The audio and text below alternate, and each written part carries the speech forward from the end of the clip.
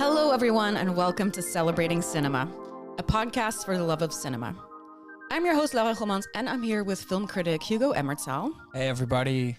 We're going to talk about our beloved lab suggestions board here at Lab 111 in Amsterdam, and some of the films that made it into this month's program, like Ferris Bueller's Day Off, Children of Men, Paprika, Boys in the Hood, The Fault. There's so much. Just check out the website, but we're going to talk about some of our favorites.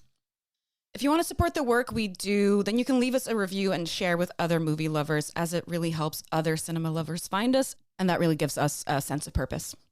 Before we begin, I'd love to share some cool things going on in the coming weeks here at Lab 111 in Amsterdam.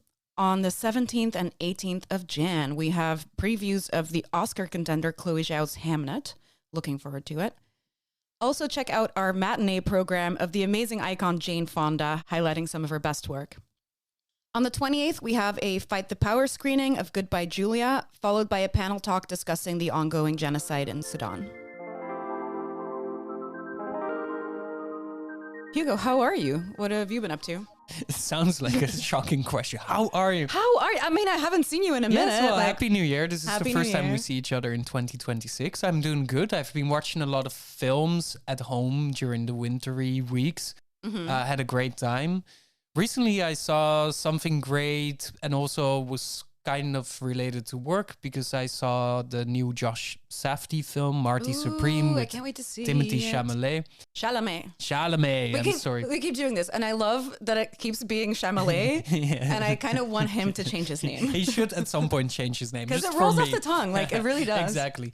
Anyway, it's an absolute banner, and I recently did an interview with the composer of the film, One O Tricks Point Never, Daniel Lopatin, who is an insanely acclaimed and great musician by his own right, but he also did the scores for earlier Safdie brother films like Anka Jams and Good Time. And the new score of this film is absolutely insane. So it was a pleasure. Kind of one of my hero musicians as well to have an interview with him. So I'm still cherishing this experience of this conversation and this screening as well. Huge recommend for whenever it comes out. Nice. Yes. How about you? Oh, I'm good. I've also we're on the 6th day of the year. I've watched 10 movies. So that's Good score. A good score of what the status has been. The other day here at Lab, I went to the Lord of the Rings extended edition marathon. I dressed like a hobbit. It was very adorable. And that's always just the highlight of my year. I love the marathons. I've seen these movies, I think, every year since they came out. I kind of do the same as well. Yeah. I've seen these films a million times easily. But it's still always so good. Whenever especially when you reach Return of the King, you're like, oh yeah. I barely remember some things, and maybe that's a concerning thing for, hey, if you're a neurologist, get in touch. But yeah, you're just like, oh, I didn't remember this. And it's always so nice to watch it with a huge, sold out room. And everyone gets a little more rowdy as the movies progress. During the fellowship, everyone's really shy, and I will go, woo! And then everyone will be like, oh, this lady's concerning. And then by the end, everyone's like, for Frodo! You're Hobbit Maxin, you need to cultivate this Hobbit mindset. You got a Hobbit Max. Well, Hobbit Girl Summer. Sounds like a perfect way to kick off the new year, right? Yeah. Some deep immersion in Middle-earth. Mm-hmm. It was great. And I think that's a good bridge to the suggestions board, because The Lord of the Rings is one that is found a lot at our Lab suggestions board, which you find in the hallway at the entrance here at Lab 111. Good to know if you ever have any brilliant ideas about which movies you think we should screen. Write them on the board. If the pen works, you're in luck. And if the pen works. Hey, it might. It kind of checks which movie you're writing down, and if your heart is pure, it works. Yes. And if it doesn't, it doesn't. So yeah, we look at all the suggestions. We kind of list them. There's also a portal on the website where you can write in movies and you can vote for other movies. Do you ever write down suggestions, Hugo? I've done it in the past as partially as a way to spite our friend and colleague Tom, who's the programmer here, but also out of my own interest. Then the only film I would write on there is, of course, Miami Vice by Michael Mann, a film that has yet to be picked and screened here in Lab 111. Right. But I'm actually scheming on something. For the people listening and not watching, Hugo has a huge tattoo on his arm, which is it says "Time is luck." And which font is that? It's the Miami Vice poster font, sick. of course. Okay, so it's a quote from Miami Vice, which is my favorite film of all time, for reasons that at some point I will again explain in the podcast. Sure. But for everybody who's kind of like relatively new, go to some of our earlier episodes and you'll hear the entire backstory of me in this film. And you recently got to show this tattoo to Colin Farrell, yes, who plays the lead role, Sonny Crockett, in the film. I was at the party in London and he was there, and I was like, Look at my tattoo. Colin, I want to talk to you about Miami Vice. Look at this. And he's like losing his fucking mind. He's, holy shit, that's my fucking line. That's his fucking line. I love, because you sent a picture, and I was like, oh, he looks equal parts horrified and incredibly impressed. He was very thankful because we had a deep chat about Michael Mann and Terrence Malick and some of these films he made in 2005, 2006. Which was an incredible run for him, but also a moment when he was suffering deep alcoholism. So it was a scary time for Farrell as well. And then he said to me like, oh, this is great. Usually at these parties, I'm only talking about my new things. I haven't had a conversation like this in a long time. So this is dope. Thank you. That's so meaningful and cool. Yeah. So yeah, I put one film in. Did you ever successfully use the suggestion board? Oh, yeah. I mean, this is a story we've told on the podcast before, but if you haven't heard, I actually found out before I was on this podcast, I was listening to this podcast and I heard Tom go, yeah, with the suggestions board, there's this one lunatic who keeps writing Vampire's Kiss on the board. Film. And then it's like dolly zoom out on my face, like, that's me. It's like every time they wipe the board down, the first thing that's back on there is Vampire's Kiss. And it was successful because we have been screening it, I think for the last like 2 years. It comes back regularly because people just love that movie. A, B, C, D, E, F, G. For those who don't know, that's a ridiculous Nicolas Cage movie. It started with a kiss. Really hot. A very special kiss. You wanted her very badly. Yeah. A kiss that could drive you mad. I hate interrupted love affairs, don't you? Yep. Where he's like 23 in that, where he turns into a vampire slowly, and it's ridiculous, and I love it. Apart from that weird rape scene, anyway. This current lab suggestions program is very Laura coded, and I didn't even put any of these down, but I would. So I was thinking, Hugo, maybe we can talk about some of our favorites that are running right now. Please, maybe we should start with explaining why is it Laura coded? What makes it so you? Yeah, basically the list just reads as my Letterboxd favorites. You didn't hack the website and just add all the things yourself? Well, one of the movies is Hackers, so would be on theme. Possibly. No, I think, things like Brazil, things like Ferris Bueller's Day Off. But I think mostly the NeverEnding Story just feels like me as a movie. You're quite obsessed with this film, right? What is the secret of this enchanted book? What wonders are hidden within its pages? What magical spell does it cast on all who read it? What is the secret of the never-ending story? I think that's just like how I describe myself as a movie, because it's depressing as hell, but also there's puppets. So it's like, yeah, that's who I am. You haven't seen it. Yeah, I just wanted to say, can you give me the full pitch? Because I have never seen it. And at this point, I feel like I maybe should be ashamed that I haven't. Or did I just not have a childhood? What went wrong? I feel like it's one of those things that, like, if you've seen it in your childhood, it means a lot to you. And I do feel like maybe if you watch it now and you haven't seen it before, it could be hella boring, but it's for the artistry alone, it's worth watching, because it's like this beautiful 80s fantasy story. And the framing device is kind of that this boy runs into this bookstore and he finds this magical book and he starts reading the book. And then what he reads in the book is basically the movie, but he also kind of influences what happens. And choose your own adventure type book. Kind of. Yeah. But it's mostly about like show courage and blah, blah, because he gets bullied in school. But it's basically about Atreyu, who's a boy, and he has to go on this adventure to name the princess or something. It's been a minute since I saw it. But he basically just journeys through these lands and encounters all these animatronic puppet creatures. And the puppets are insane, right? I remember only just like clips and shots and stills of this like furry white dragon thing. Yes, Falcor. It's like a dog dragon type situation. You know, it's one of those movies that when you really look at it, it's like, is this good? But it's just, it looks amazing. And it's so monumental and representative of exactly that era of 80s that I love. It has a bangin' synth soundtrack. It's the Falcor, the puppet. It's like 40 feet long. It's huge.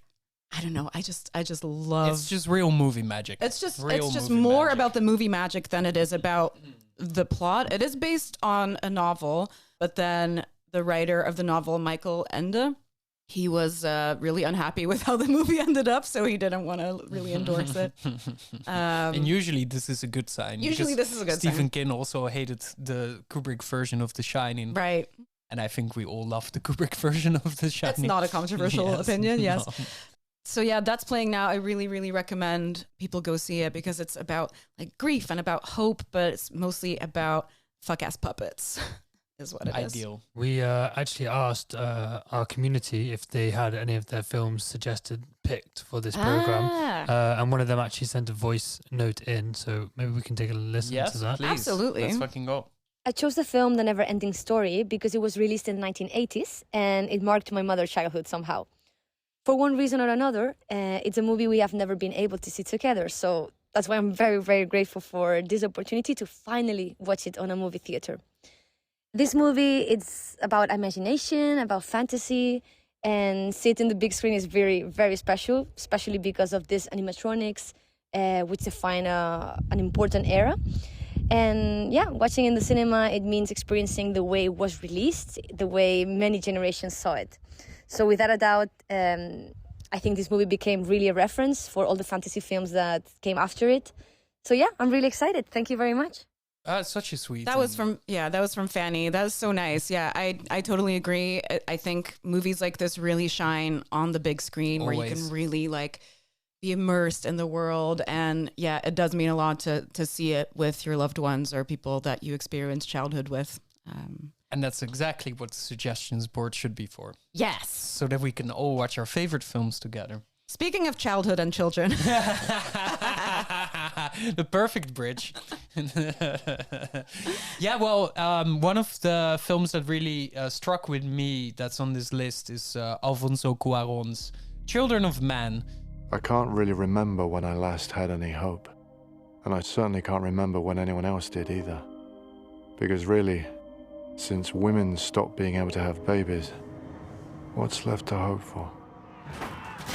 I think is such an obvious film if we talk about dystopias, but for the right reasons, because it got everything right. Mm-hmm. It's this post-apocalyptic dystopian world where everything is quite miserable and mostly in which fertility rates have dropped so low that people are basically, this next generation of humanity will be on the verge of existence. Mm-hmm. And then you have Clive Owen as the protagonist who has to run through this world, and there's maybe one person, one baby, one girl who would be, you know, the sign of a new generation that he has to protect. But it's mostly, for me, what I always remember about this film is just how stylistically strong and immersive it is. It feels like you're really plunged into this world. You have these signature launch shots that are very ambitious and scary with a lot of action packed into it. In these like there's this one taker in the car. We're in the car. So but even crazy. at the beginning of the film, you know, when he's like scurrying off and you have these like military presence and they need to run into some basement to take shelter from all of this violence and stuff. And just the chaos and the violence and the severity of this dystopian world is done so incredibly well. So I love to see this film here because also if we're talking big screen experiences, right, this is one that deserves absolutely the big screen very much. I think this is probably the first movie I remember seeing at like an art house theater when I was 16 or 15, and it made such an impression on me. And that's why I said obvious, right? Because it's like, it's such a strong, accessible entry point into more daring filmmaking. And then you can easily take it for granted, but actually it's still dope as fuck. Mm-hmm. And what I always think about this movie is like, whenever I pose the question, like, what would be the most realistic apocalyptic situation? I always feel like we're heading, if nothing changes, we're heading straight toward Children of Men. Yeah, it's this like descent into chaos and also the exploitativeness of the entire society, because there's a super interesting bit in the film that the like high rich society of like politicians and people with a lot of wealth and power are still enjoying an insane amount of luxury in a world that is completely fucked. Like everybody is just looking completely fucked and disheveled and hungry and shit. And then you have these people still living in these like luxury, beautiful flats looking out over the Thames River in London. And they have like accumulated all the art of the world. Like there's this insane scene where Clive Owen's character is in one of those houses. And the guy who owns it just has the entire Guernica of Pablo Picasso on his wall, which is just such savagery that it's also stolen out of the museum, put in his house.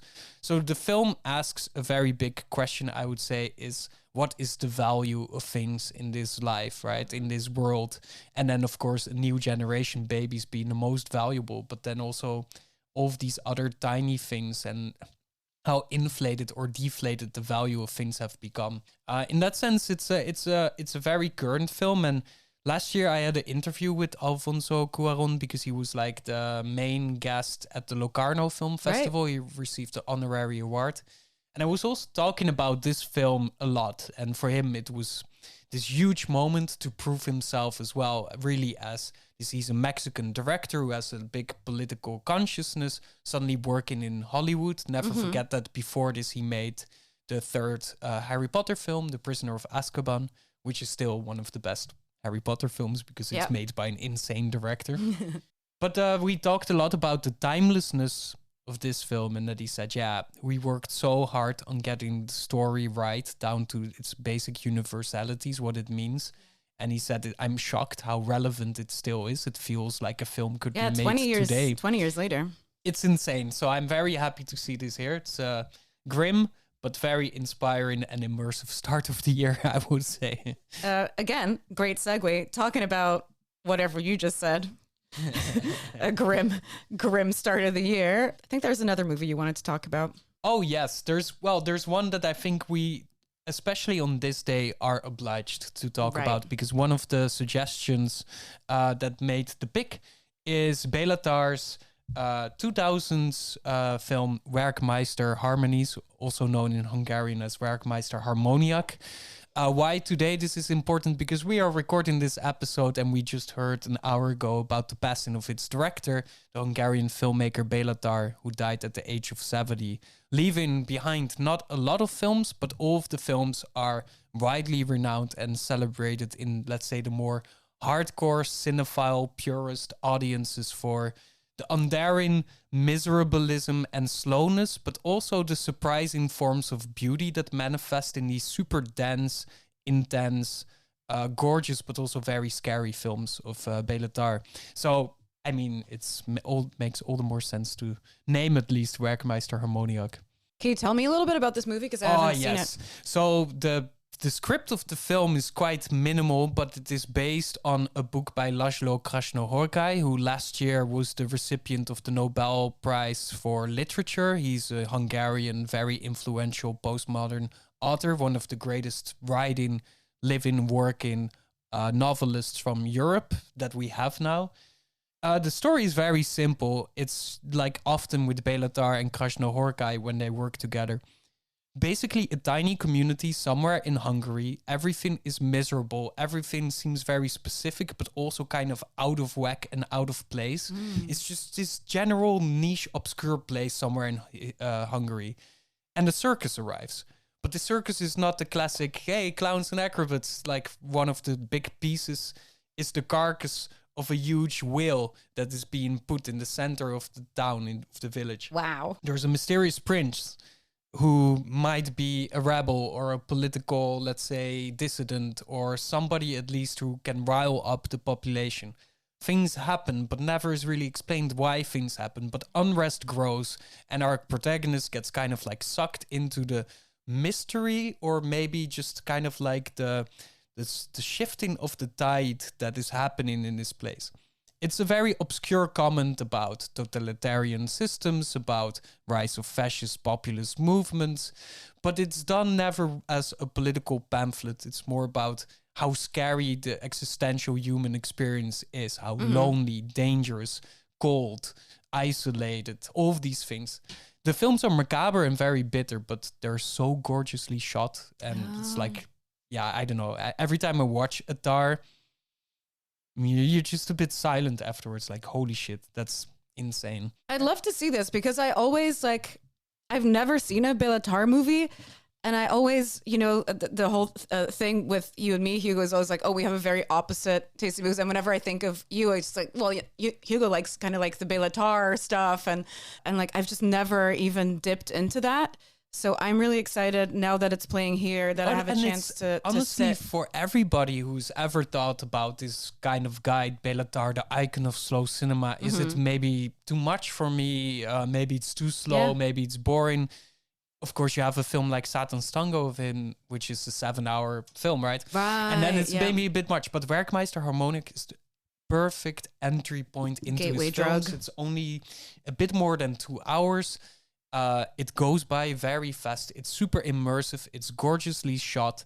And if you like it, then there's a whole bunch of other films of his to enjoy. But this is the ideal one. This is also the first film of Tar that I saw when I was 15 or 16. Wow.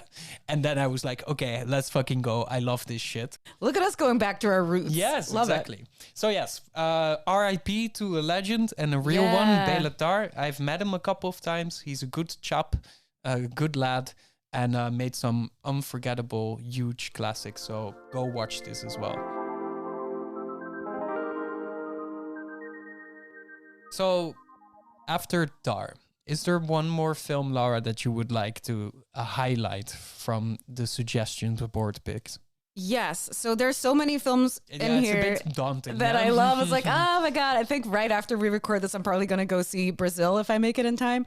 But I think another interesting one to talk about is Paprika. A group of brilliant scientists have created a machine that can control our dreams. But now, the device is missing. To solve the mystery and save humanity,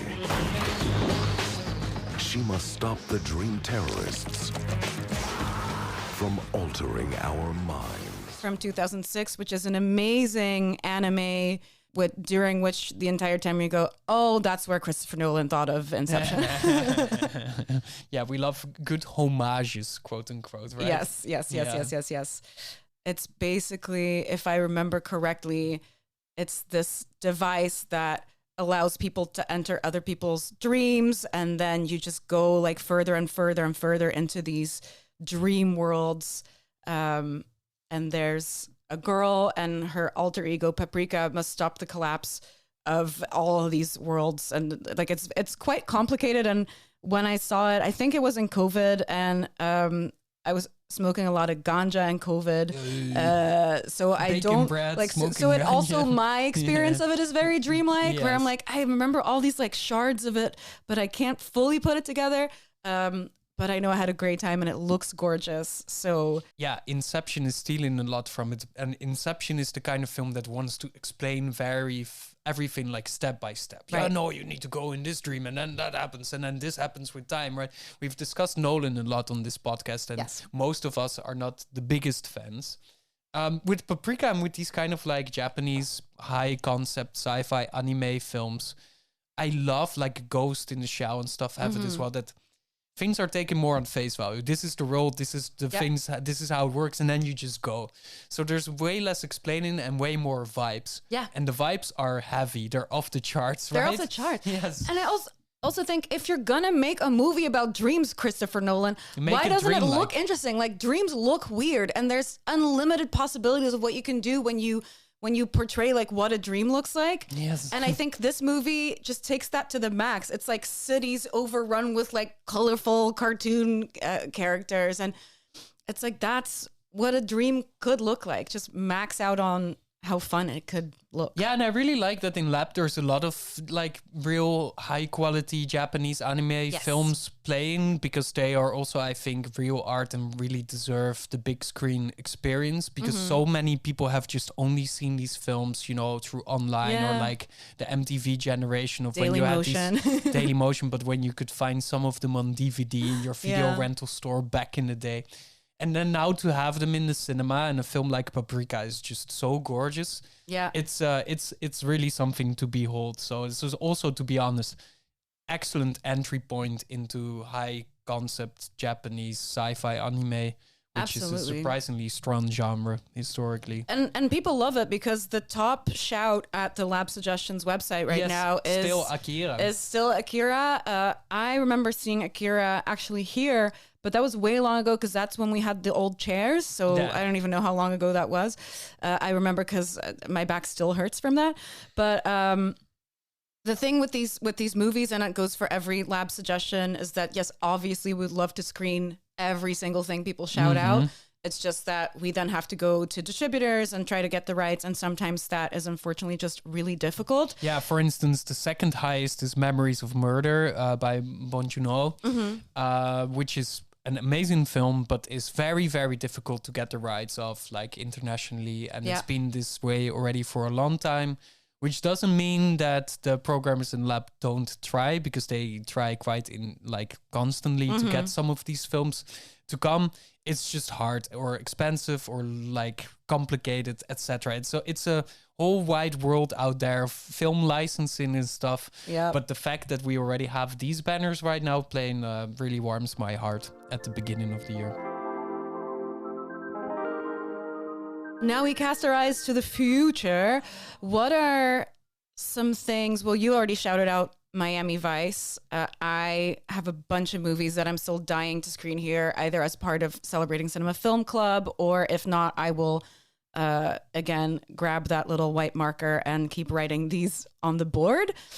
One that I also saw in the suggestions list there was The Dark Crystal, which is my favorite movie of all time, I'd say, probably, also apart from The Fellowship. That's the real puppet film, right? That is the real puppet film. The real dope. It's a Jim Henson movie from the 80s, and I believe it's the first live action movie that has no people in it. Insane. Only puppets. Wow. So, and it's not Muppety. It's a serious fantasy movie. Have you seen it? I've seen it once, yes. It's back great. in the days. It's gorgeous. It's super so insane. Stunning. It's just the art of it. It's a very serious fantasy movie with concept art by Brian Froud. It's this beautiful thing that you know from like whatever your mom's goth aunt would have, like probably like troll statues in her house. It's kind of like that vibe. And it's just one of those classic hero's journeys where he has to find an object, the crystal shard, to stop the world from ending. But it's just so, like, every frame a painting, just stunning, stunning, stunning. If we ever screen this, I would love to screen it as a double bill with The Crystal Calls, which is the behind the scenes documentary. Fantastic. Just seeing them in tandem just makes my heart sing. It's beautiful, beautiful, beautiful. It's like the puppet equivalent of Apocalypse Now and the Heart of Darkness documentary. You have to always have them together. Lot less issues with this one. This is just like really nice, and everybody's making foam puppets. So a little bit different. Do you have any other shouts that you would love to see? I want to shout out to people that I see. There's one guy, Ivan, who suggested some insane slob, like the Schwarzenegger film End of Days, which I love very much. This was like video rental classic for me. But he also suggested a film called Vidocq, which is an early 2000s French film shot completely digital, some hysterical, ridiculous and sci-fi adventure spectacle film. Gérard Depardieu plays in it. The special effects are very strange. The art direction is super demented. I have a sweet spot for this film. This is just hilarious. It's stuck at the bottom with 2 votes, so I don't think it's going to make it, but maybe with my input we can gather. And I want to shout out Maxime, who has suggested a couple of like video rental classics as well, like some submarine boat kind of films. But he also suggested Lara Croft, Tomb Raider, starring Angelina Jolie as the iconic video game character. And I love this film from back in the past as well, and I think would be very funny to have in Lab as well. I think we should have more slob. We need this slob. This is what I've been saying. I think we need more slop. I think, you know, once a month, there's obviously straight to video, which does slop. Yeah, but we need like the middle brow slop, not the slop for the niche cult crazy. Yeah, but no, like, just gas station bin. Yeah, gas station bin cinema, exactly. Like Or the just one, like the mid 80s. the kind of. one guilder, €1 film club. That's Yeah. what we need. Yeah.